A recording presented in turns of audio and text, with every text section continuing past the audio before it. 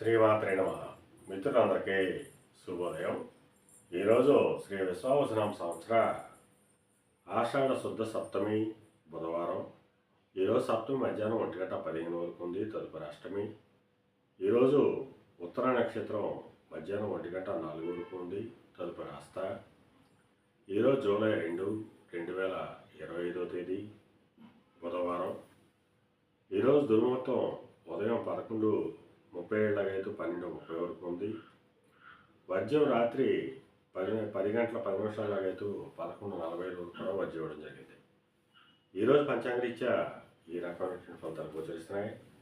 అలాగే ఈరోజు నక్షత్రాలైనటువంటి ఉత్తర హస్త నక్షత్రాలు ఎవరికి తారాబలం కుదురుతుందో మనం పరిశీలించినట్లయితే మృగశిర, చిత్త, ధనిష్ట ఈ నక్షత్రంలో జన్మించినటువంటి మన మిత్రులందరికీ కూడా ఈరోజు నక్షత్రాలైనటువంటి ఉత్తర హస్త నక్షత్రాలు అనుకూలంగా ఉంటాయి.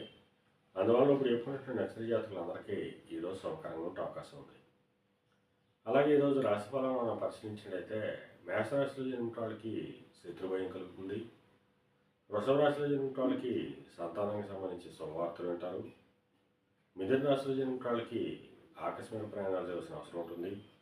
కర్కాటక రాశిలో జన్మించిన వాళ్ళకి పరాక్రమంతో ఆదాయ వనరులు ఏర్పడతాయి. సింహరాశిలో జన్మించిన వాళ్ళకి ధనాదాయం వృద్ధి చెందుతుంది. కన్యారాశిలో జన్మించిన వాళ్ళకి ఆరోగ్యం, కార్యజయం కలుగుతుంది. తులారాశిలో జన్మించిన వాళ్ళకి అనారోగ్య సూచన, ధనవ్యయం కలుగుతుంది. వృశ్చిక రాశిలో జన్మించిన వాళ్ళకి చేసేటువంటి వ్యాపారాలు లాభసాటిగా సాగుతాయి.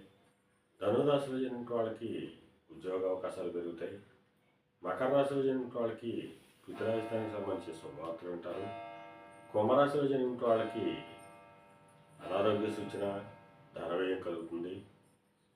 మేన రాశిలో జన్మించిన వాళ్ళకి కళత్రపూర్వక ధనలాభం కలుగుతుంది. ఈరోజు ద్వాదశ రాశి యొక్క ఫలితాలు ఈ రకంగా తెలియజేయడం జరిగింది. అలాగే ఈరోజు పాండిత్యంచే ధనార్జన వాళ్ళకి అనగా పండితులు కానీ, లాయర్లు కానీ, లేఖర్లకు కానీ, ఆడిటర్లకు కానీ, విలేకరులకు కానీ ఈరోజు మిక్కిలి శుభదాయకంగా లాభదాయకంగా అవకాశం ఉంది. అలాగే జీవసంబంధ వ్యాపారాలు చేసిన వాళ్ళకి కానీ, మత్తుపానీయాల ప్రయోజనాలు చేసిన వాళ్ళకి కానీ, వైద్య రంగంలో ఉన్న వాళ్ళకి కానీ ఈరోజు మిక్కిలి శుభదాయకంగా లాభదాయకంగా అవకాశం ఉంది.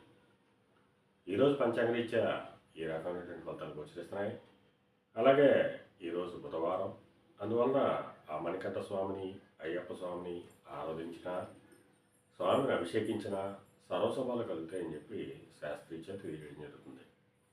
అలాగే మరలా రేపు శుభోదయం కార్యక్రమంలో మరిన్ని విషయాలు తెలుసుకుందాం. అంతవరకు మన మిత్రులందరికీ మరొకసారి శుభోదయం. ఇట్లు మీ పెద్దబాబు సిద్ధాంతి గోళాల